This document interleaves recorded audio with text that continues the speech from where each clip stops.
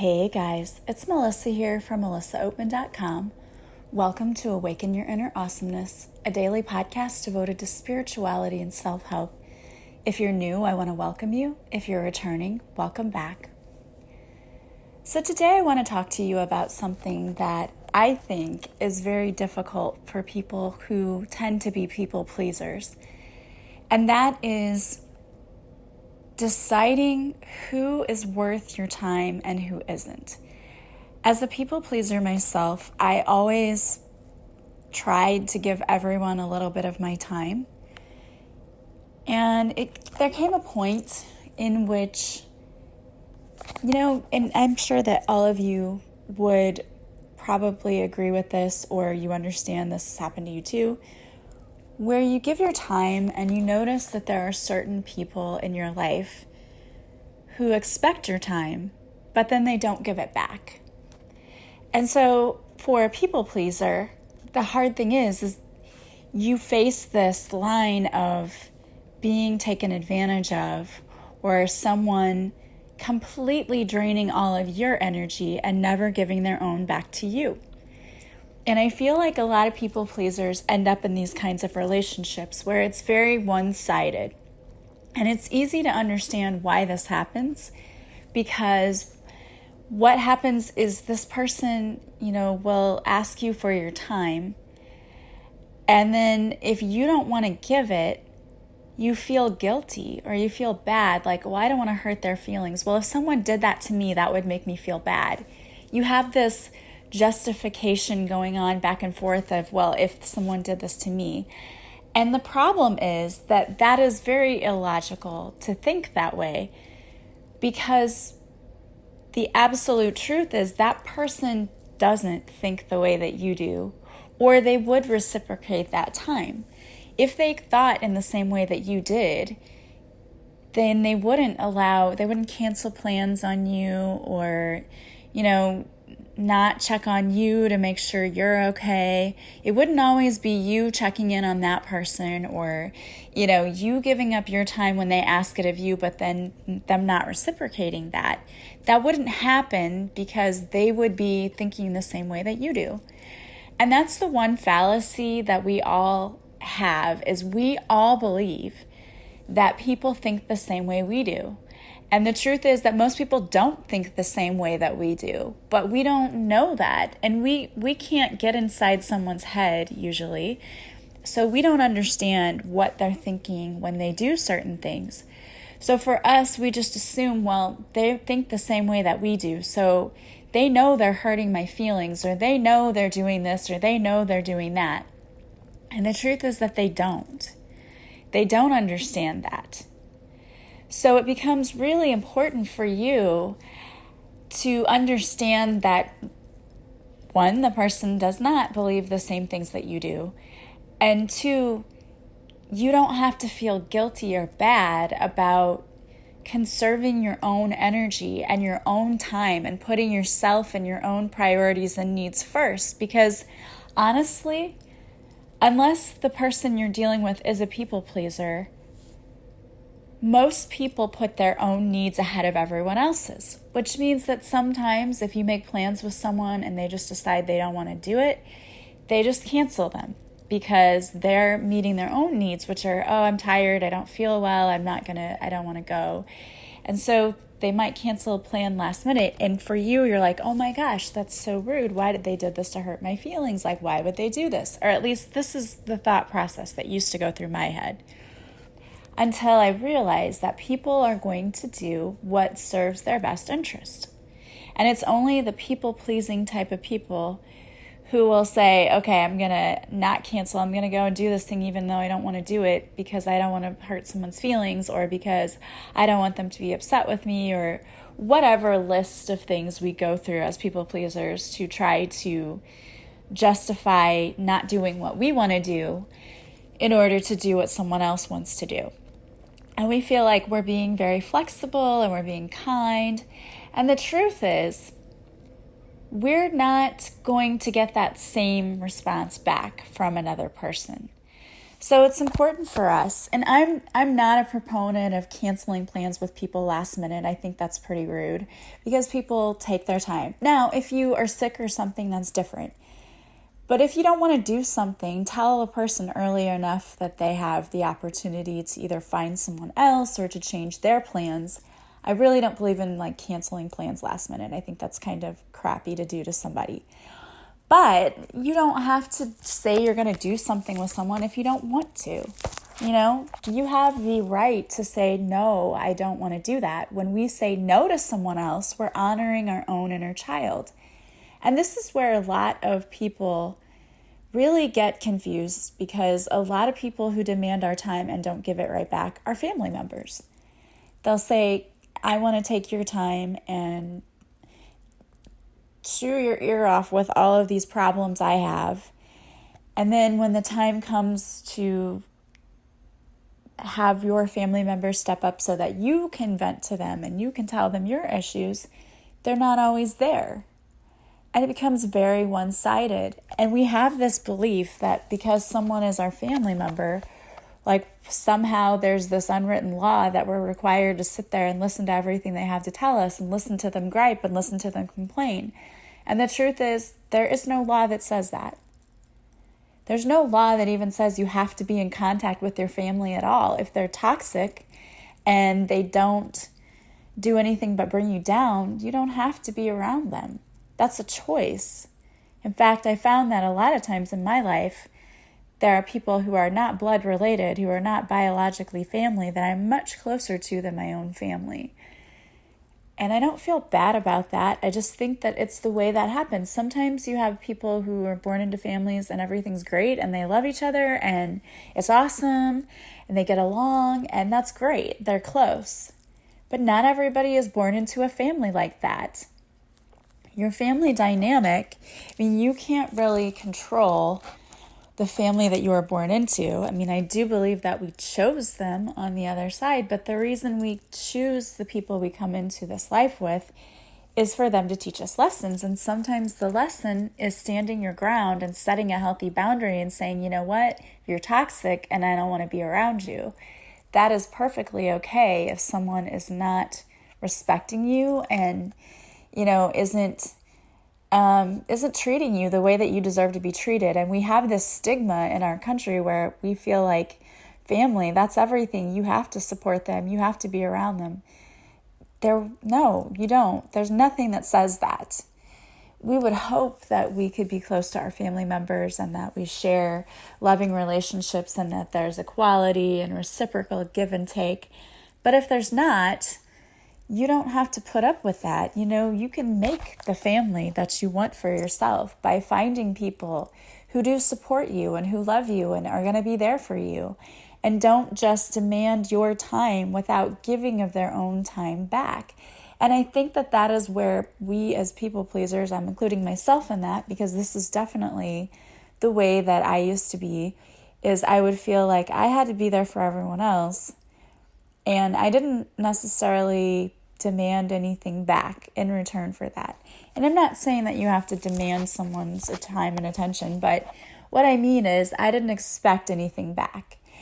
And that becomes a trap for you because, again, it's easy for someone else to want to take all of your energy. You know, we call those people energy vampires. They can be family members. They just want to dump on you and tell you all their problems. And when you sit and listen to someone talk about their problems, it is so emotionally draining. It really is. But obviously, we want to be there for people, and that's fine. Like, I know myself, I don't mind sitting and listening to someone else's problems because the people that I go to are equally willing to sit and listen to me talk about mine. And it's an equal give and take and reciprocity. And that's what I appreciate. You know, we all need those people in our lives. We're not perfect. We need to vent sometimes, and that's fine. But it's as long as we're not being the person who just gets vented to all the time and we're constantly dumped on and we don't have the opportunity to do the same with that person, you know, to unload our problems. It should be equal. But there are some people who just don't understand that. They want to get whatever they need off of their chest, and then they don't bother to then say, hey, how are you doing? Or what's going on with you?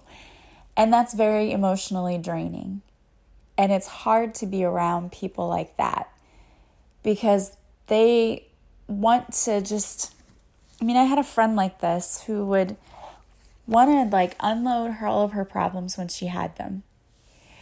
Or let's make plans because, I have nothing to do. But then when the situation was reversed, that person was nowhere to be found. If she found someone else or was dating somebody, you never saw that person again. So it was very one-sided. It was very much, let me get my needs met and I'm not going to worry about you. And that's very toxic. And so for me personally, I just had to make this decision of you know what? I don't want to be around that anymore. I can't be around that anymore. I don't, you don't have to be mean to the person, and I would never be mean to this person, and I would never say I'm not going to, speak to this person, but I just don't feel the need to try to actively maintain this friendship, there's what's in it for me is basically what I'm saying. And it's not a selfish thing. It's this person, she gets her needs met and I don't get my needs met. And that isn't really very fair. This is a fair weather friend who wants to be around when fun things are happening and you have things going on, but otherwise isn't there.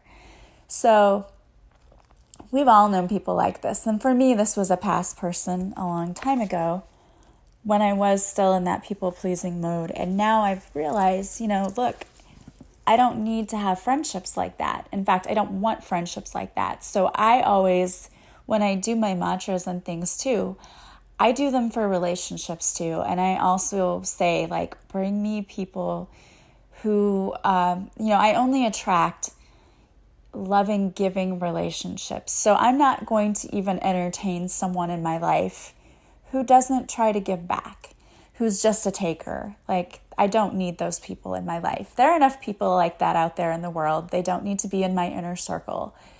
So it's important that you find people who will give to you as much as they take from you. And it should be equal. And there will be times when, just like in any relationship, someone's going to need 80% of it. Oh, I need you to give me all of your attention because I'm going through something. But then when the tables are turned and you're going through something and you say, oh my gosh, I'm going through this, your friend's like, hey, sit down, what's going on? I'm here. Now I'm doing 80% of the load here because you need it. But there's always a balance there, there's a healthy balance. And a lot of relationships in general turn out unbalanced, or where someone's doing more of the taking. And I know my first marriage was definitely like that. It was horrible. I felt very taken advantage of all the time. And it was making me feel very resentful. But I was very passive about it at the time. And now I know it's okay to stand up and say, look, I'm not getting my needs met here. I'm going to move on. I don't need this. And as I said, you don't have to completely cut people off or cut them out of your life. You can, and certainly it's your right. But it's also perfectly okay to just be like, hi, and say hi to that person, but just pull your energy back. It's perfectly fine to pull your energy back in order to protect yourself. Because you don't want to be taken advantage of. That makes you feel very resentful. And it's just an unhealthy feeling overall.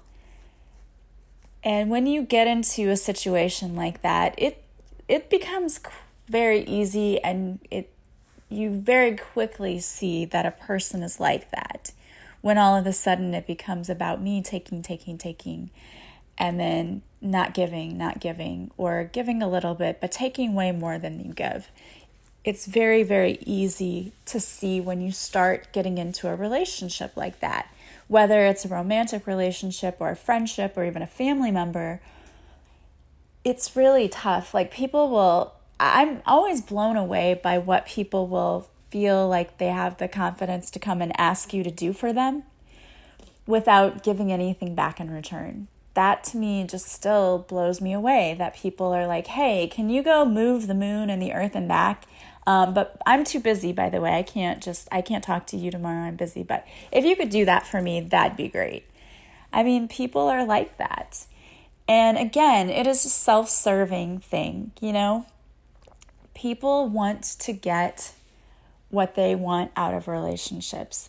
And some people have just been taught that, you put yourself first and you go after what you want, and you don't care what happens to the people around you in that situation. And that's unfortunate. It would be nice if everyone understood the way that relationships should work, that it should be 50-50, it should be an equal give and take. But the truth is that there are a lot of people who don't understand that. And especially if you're dealing with someone who's a narcissist, you will definitely have the behaviors of take. It's like, how much can I take from you before you finally put up a boundary and say no? And that's really honestly what's going on, is a person will take from you as much as you allow them to until you finally set a boundary and tell them no. It's like a toddler who's always trying to figure out where the line is, like, what can I get away with? I mean, we've all been around toddlers. They will try to get into everything, or even think about my animals too. Same way, if you were watching my live last week, you saw Nala pretty much take over the live, but they're just trying to explore their boundaries, like, what can I do? And they're not trying at all to be, vicious or malicious about it. They're just trying to test what their boundaries are. And people who have gotten away with that for so long will continue to get away with that because they're getting their needs met, and they've got open borders. There are no boundaries. There are no healthy boundaries there. So if you continue to let someone get away with that, they will. But when you finally decide that you're going to pull your energy back and you're not going to give to that relationship unless that person steps up and starts being equal, then that's setting your boundary. And the person will either say, oh my gosh, you know what, you're right, I was being selfish, and I value our friendship, I value our relationship, I do want to see, you happy, and I want to have equal give and take. Or the person will say, bye, see ya, I'm going to go find the next person that will give me everything I want and not worry about me giving back. And that's just the way it is. So you do risk losing the person in your life if you put up that healthy boundary and they don't like it. But I think, it's worth it, because you're going to only feel drained and feel resentful and angry and bitter and hurt and all of those other emotions that are fear-based and negative if you continue letting someone into your life who doesn't deserve to be there. I mean, this is one of the things that I think people forget. People have to be worthy of being in your life. They have to have some value to you. And we're lucky that for most of us, I think the people that are in our lives, they are valuable. They add value to our lives. But a lot of people don't. They may come into your life and they may be people that are like, oh, they were nice to talk to and hang out with. And then they start changing and being different and then start taking everything from you. And when you see that, it's absolutely your right to pull your energy back and say, no, you're not going to treat me like this. You're not going to be selfish. I deserve to also have my needs met, so this is not going to be a one-sided situation. And you should not ever feel guilty for that. And that's where I think the problem comes in with people who are people pleasers, because we feel bad, we feel guilty. We're like, oh, well, what if someone did this to me? But that's not a logical statement, because the truth is that you wouldn't have been selfish and treated someone that way. So, if you had and someone treated you that way back, you would have deserved it. And no, you wouldn't like it, but you would have been doing something to deserve that. But the truth is, if you're the kind of person who's always giving, then nobody would put up a boundary with you and treat you the way that you're feeling guilty about treating someone else, because that isn't how you operate. So you shouldn't feel guilty for setting that healthy boundary and pushing that person away, or just taking your energy back and not speaking to them, because they haven't earned the right to be in your life. And unless someone earns that right, if they treat you well, treat you with respect, check on you, care about you, then you shouldn't feel guilty for not caring about them. And it's not mean. It's not out of spite. And I'm not saying be mean. That isn't what it is. You can totally take back your energy and be respectful. There's nothing that says you have to be mean about it. It's just, if they text you and say, hey, can you do this for me? It's simply saying, I'm sorry, I can't. It's not being available for someone who doesn't respect, honor, and cherish you, because you are a beautiful, loving soul. And anyone who was on the receiving end of your love should be grateful for that. And they should be so happy and proud that they have it. And if they're not, then they aren't worth your time. They're not worth your time and attention. And so you should not feel guilty for pulling back your energy. And I think that that's the main thing that I wanted to get across today is you should never feel guilty for disassociating with or cutting off people who don't see your worth or see your value. Because all that does is lowers your self-esteem. And you should know that you are deeply loved and you are so worthy of other people's time, love, and attention. And if they can't give that to you, don't waste your time and attention devaluing yourself in order to boost someone else's ego or to be there for them. Because you deserve to be loved equally by everyone in your life. So if you have relationships right now in your life where you feel like you're not being appreciated, you're being undervalued, the universe is telling you today to let those go. It doesn't mean being mean, it just means that you know how valuable you truly are and you love yourself enough to pull your energy back and to give your energy to people and places and situations that serve you, not the ones who don't. So if you're struggling with that today, I totally understand and I feel you, but I'm telling you that you will feel so much better when you stop giving your energy to people who don't appreciate it. It's time to start taking care of yourself because you deserve love, especially from people who see your worth. All right, guys. Well, I wanted to pull a card for you today. So the card I pulled is from the Crazy Sexy Love Notes deck by Chris Carr. And your message is decide. It's time to make a decision.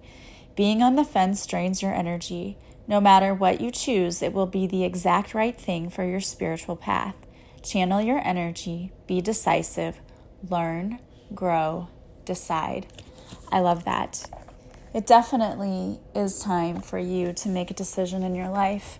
And if it's time for you to make the decision that you are going to build a better life for yourself and you feel like you need help in doing that, don't hesitate to reach out to me. I would love to work with you.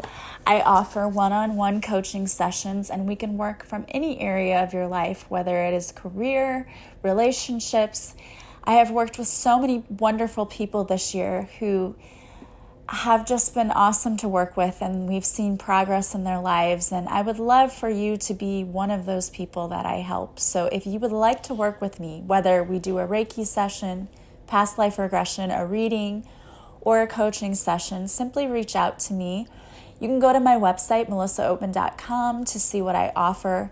And then if you are ready to book, you can contact me. You can email me at melissaoatman77@gmail.com. You can text me, call me, message me on social media. You can even message me through my website. Any way you choose to get a hold of me is perfect. All of my information is in the description to this podcast. So please don't hesitate to reach out.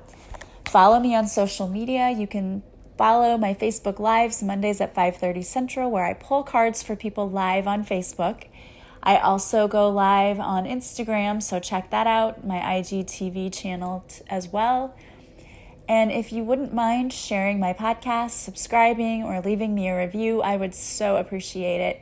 Any energy exchange from you is greatly appreciated. I want to thank you so much for all of you who continue to follow me You truly bless me every day, and I hope that this podcast blesses you as well.